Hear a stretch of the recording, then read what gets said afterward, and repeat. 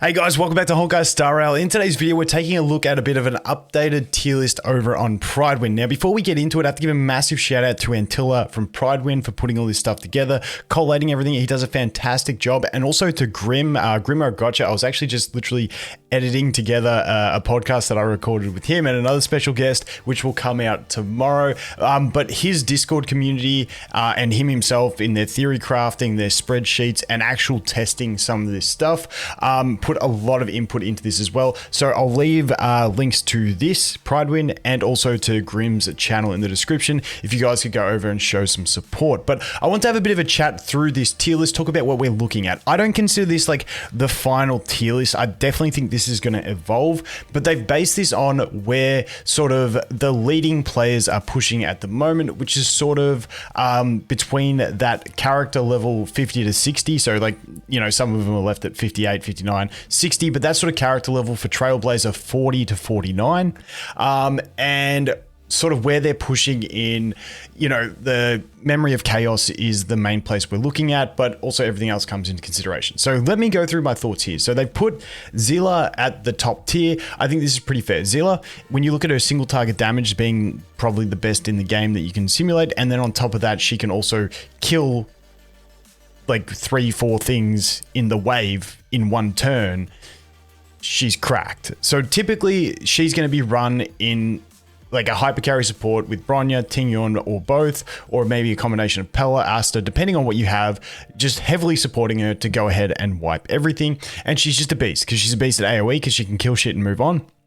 And she's a beast at single target. She just has massive multipliers. So Zilla, I completely get that. Now, one, I've been pushing for this for so long with Clara is to get her up high because I love Svarog. But honestly, the way she works is just fantastic. Now, I'm going to do a Clara video because I pulled her on both my accounts. If you're a free-to-play player, or if you're just someone who pulled Clara, but you don't have any other like massive units, Clara works really well with Tingyun if you get her because she procs the passive on the Revenges, which is procs the ability on the Revenges, which is massive. But then if you pair her with something like March as well, and then a healer like Natasha, it's just a really, really solid team. And Clara can just deal massive amounts of AoE damage. If you manage to get it to E1, it's even better, because then she doesn't have to worry about reapplying the mark. But when you have March shielding her and then her revenging every time because she's got her own increased aggro with her ultimate, and then you've also got the March shield giving her more aggro, and then when she gets attacked, she's generating more energy, which means she gets ult up more. She's absolutely fantastic. So they've put her up there. Bronya and Ting, that's no surprises there. They're two amazing support units. I wish I had Ting on my account, but I don't, so sad. Now over here in the defensive supports, we've got Bailu, Gepard, and Trailblazer Fire. Now for me personally, I think for a lot of players who don't maybe have the light cones, that's the other thing I wanted to mention, that some of this may be a little bit biased because it's based on what people are testing, but everyone's got different sort of Eidolon levels and stuff like that. So that's something to consider. Like for instance, Pela and Asta, I still think Asta has amazing support in the right situations, but you know, Pela does have, most people that are testing this stuff at this point and have Zilla and stuff, they've probably got Pela and Hooked pretty well maxed out or close to, along with Natasha from the banner. So that might influence some things. I'm not saying it does, I'm not saying it's wrong, I'm just saying like you've got to consider like what everything into account. But for me personally, I think Trailblazer Fire is one that's just going to get better with time. Gepard at the moment is an absolute savage because his shields are so big and because he's got so much aggro. And then especially if you have one of the, you know, one of the 4-star light cones that aren't the free one that give extra taunt value, that's going to really make him just get attacked a ton and mean that he's going to just keep his shield uptime up forever, and you don't need a healer in a team with Gepard. So this was something that a lot of people were asking me early days when they pulled Gepard. I just keep saying, just wait till Chaos Memory, you'll be glad you have him. And that's pretty much what he does. He's a one-man defensive unit and he can just do it all. Now, Trailblazer Fire, I personally, I can't make the Trailblazer Fire work as a solo support like Gepard. But like, it's still a fantastic unit. When we look at something like Simulated Universe, like Trailblazer Fire plus March just makes Simulated Universe easy clap. just go preservation, stack shields, get the crit damage one, and then away you go. Like it's crazy when you get that the resonance upgrade to the crit damage, and then if you got a dot dealer, you get the dot one as well, and you just like auto through everything. Like those two are fantastic for that. But for me personally, I think for most players getting into Chaos Memory, Gepard is going to be like a #1 pick because he can solo defensive in case you don't have a buy lose. So these two are the ones that make it happen. If you don't have either of those two, you're in sort of a bit of a struggle street. Now, me personally, sometimes you can get away with solo March as a defensive unit because she can put the shield on herself, take the aggro,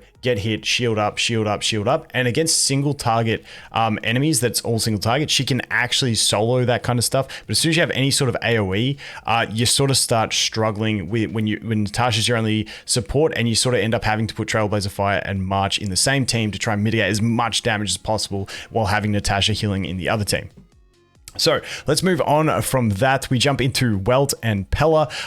Pela, the strip is proving to be amazing from Pela from what I've seen from people. So that's like a clutch tech, but also the defense shred. Also, I'm tipping a lot of people are using her with the Nihility, the light cone that gives extra defense shred, and then on top of that you can stack those two defense shreds and then stack her her technique going into battle. You can stack that defense shred and really clear out waves quick. Welt, obviously he's got that damage increase now that he brings with the change beforehand, also the slowing capabilities. Right now we're in a phase of the game where it's like survival is key, so like Welt is also excelling there because he doesn't work only as an offensive support, letting you take more turns than the enemies to deal more damage, but he also works as a defensive support, allowing you to mitigate a bunch of damage by slowing your enemies down. Now, Yanqing's one that's come up because he's the biggest issue with Yanqing was always the fact that if he got hit, he was screwed. But basically people have found, and I think there's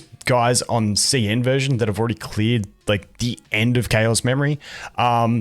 Basically, Gepard as a solo defense unit with Yanqing. Yanqing never gets hit because the shields are that chunky and Gepard's always getting attacked, and Yanqing can just go ham and do his thing. The great thing about Gepard as well is he doesn't really need to consume skill points because he's getting attacked so much, and that's how he gets his energy. He just has his ult basically free, so it's crazy, and that's making Yanqing really able to shine. I mean, if the enemy's weak to ice and you chuck a Pela in that team as well for the offensive support, I mean, you're pretty much G'ing it. Then we jump into the next three. These are sort of your coverage options for basically elemental attackers. You got Sushang for physical, Hook for fire, and Dan for wind. All really, really solid options, honestly. Hook, a lot of people will have Hook maxed out as well, which is also going to make Hook even better due to the Zilla banner. So I think we'll definitely see a lot more Sushang usage once we get the Jing banner because more people will have Sushang built up. Sushang, just an absolute breaking beast with physical break, which is absolutely fantastic. And then Dan's just I still just think Dan's just an all-round great unit, great damage capabilities. You got to play around with him to try and get him to work properly. And at these early stages, he's probably not shining as much because you're probably going to be healing more often and stuff like that. So you're not going to be using his wind penetration ideally because you'll be healing the team, which will then proc his buff, and maybe you're out of skill points because you're focusing too much on defensive and use a basic attack, and then you get wind pen on a basic attack instead of an ultimate and stuff like that. But yeah, those are your sort of coverage options there. Zilla like stands out as the best DPS. Then you got Clara as the next best option. Those are the two main ones that are getting used, unless it's Yanqing with Gepard. And then these are your coverage options. I honestly think maybe Yanqing would go up, but he's sort of conditional on having Gepard, which brings him down a bit and brings his usage down because not everyone has everything. Then we jump into that A tier. Now, I mentioned a little bit about Asta. I still think Asta's great, especially if you've got fire weak enemies. Especially when we start looking later, I think Asta's going to shine more against fire weak enemies because when we get into the later floors, I think people are up to like Chaos Memory 5-ish at the moment. And when we get into the later floors, you start having two bosses, which means she can get more of her charging stacks, which means you get the greater attack buff, which will further enhance her as well. Then down here, we've got like our next sort of coverage type options of Himiko. Now, I'm a big fan of QQ. I'm going ham on QQ, don't worry. If she was in the banner and everyone had her E6, I feel like she'd be up there, but that's just a hot take from me. Sampo and Savol, honestly, all great free-to-play units, these ones, in my opinion. The problem with Sampo is I don't want to build my Sampo on my free-to-play account because I've already got Dan as that option, but Sampo does definitely have his own usage, and I think he will definitely see more play once we get Kafka into the game. But those ones are just sitting down there. The problem with Himiko essentially was that people are finding finding she doesn't have enough of that single target damage. Like her AoE is fantastic. So I think we might see her as another one of those ones, kind of like Asta. If we find fire weak enemies up higher, these two will pair so well together. And when you got two enemy bosses weak to fire, that's where I've always thought Himiko is really going to shine. Then as we move down, Arlan just doesn't have enough in his kit. Now, he doesn't have enough multipliers. You can play other units on neutral builds where they use a skill than a basic, and they offer more to the team than what Arlan does. So he just doesn't bring enough. Basically, his damage is too low. If his damage goes up, he becomes good. He's all about his damage numbers. He saves skill points, but it's all about them damage numbers.